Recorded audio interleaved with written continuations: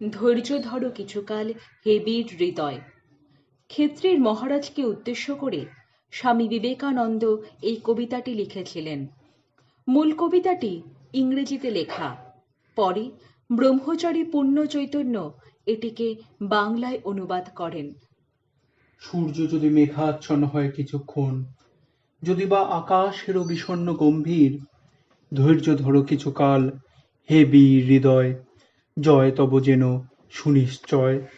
শীত যায়, গ্রীষ্ম আসে তার পাছে পাছে, ঢেউ পড়ে ওঠে পুনঃ তারই সাথে সাথে, আলো ছায়া আগাইয়া দেয় পরস্পরে।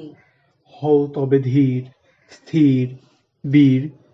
জীবন কর্তব্য ধর্ম বড় তিক্ত জানি, জীবনের সুখচয় বৃথা ও চঞ্চল। লক্ষ্য আজ বহুদূরে ছায়ায় মলিন, তবু চলো অন্ধকারে, হে বীর হৃদয়, সবটুকু শক্তি সাথে লয়ে। কর্ম নষ্ট নাহি হবে, কোনো চেষ্টা হবে না বিফল, আশা হোক উন্মূলিত, শক্তি অস্তমিত, কোটি দেশ হতে তব জনমিবে উত্তর পুরুষ। ধৈর্য ধরো কিছুকাল, হে বীর হৃদয়, কল্যাণের নাহিক বিরয়।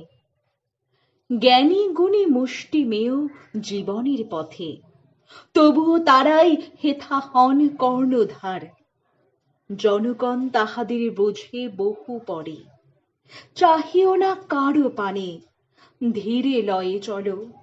সাথে তব ক্রান্তদর্শী দূরদর্শী যারা, সাথে তব ভগবান সর্বশক্তিমান। আশিস ঝরিয়া পড়ে তব শিরে, তুমি মহাপ্রাণ। সত্য হোক, শিব হোক, সকলই তোমার।